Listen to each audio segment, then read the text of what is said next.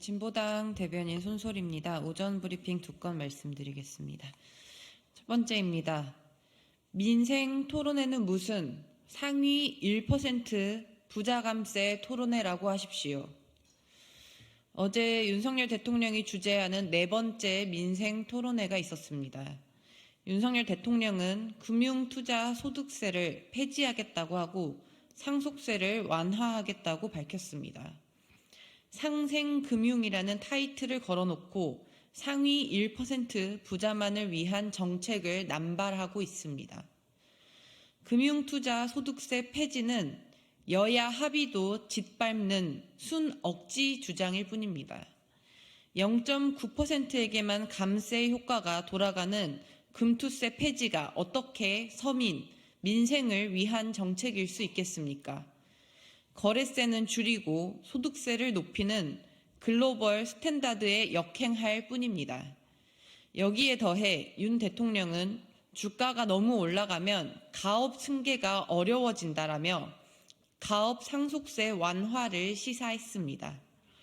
이미 가업의 요건과 공제 대상의 기준이 넓어 일부 고액 자산가들에게 특혜를 주는 가업 상속 공제 제도를 더 완화하겠다니 황당합니다. 민생을 달고 온통 부자 감세로 점철된 이야기만 떠들고 있습니다.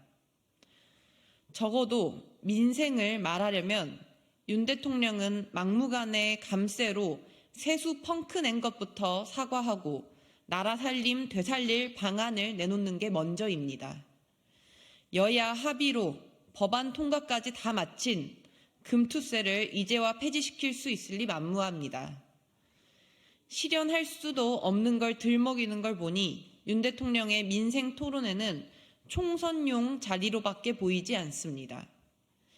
대통령이 주도하는 불법 관권 선거 운동일 뿐입니다. 민생 없는 민생 토론회, 국정 운영 책임 버린 관권 선거 운동, 모두 4월 총선에서 정부 여당 심판으로 돌려받게 될 것입니다. 두 번째 브리핑입니다. 권익위, 헬기 이송은 조사하고 명품백에는 침묵하는 것입니까? 최근 국민권익위원회는 정치 테러를 당한 이재명 대표가 응급 헬기로 이송된 과정을 조사하겠다고 밝혔습니다.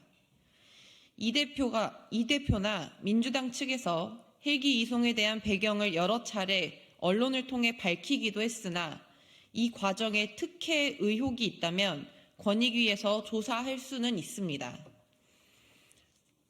그러나 권익위의 이런 재빠른 대응은 국민으로 하여금 의문을 일으킵니다. 어째서 이재명 헬기 소송에는 바로 조사에 착수하고 김건희 여사 명품백 수수는 여전히 진척이 없는 것입니까?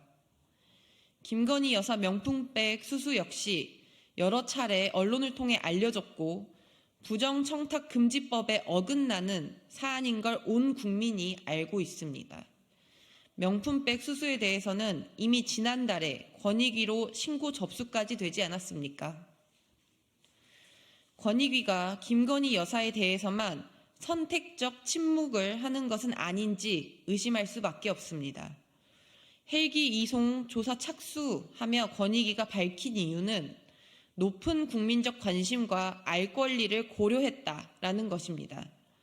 김건희 여사 명품백 수수 역시 높은 국민적 관심과 알 권리를 고려해 하루빨리 조사에 착수하십시오. 권익위의 꼬리표에 편향된 조사, 선택적 침묵, 형평성 무시 등의 수식어가 달려야 되겠습니까? 네, 이상 마치겠습니다. 감사합니다.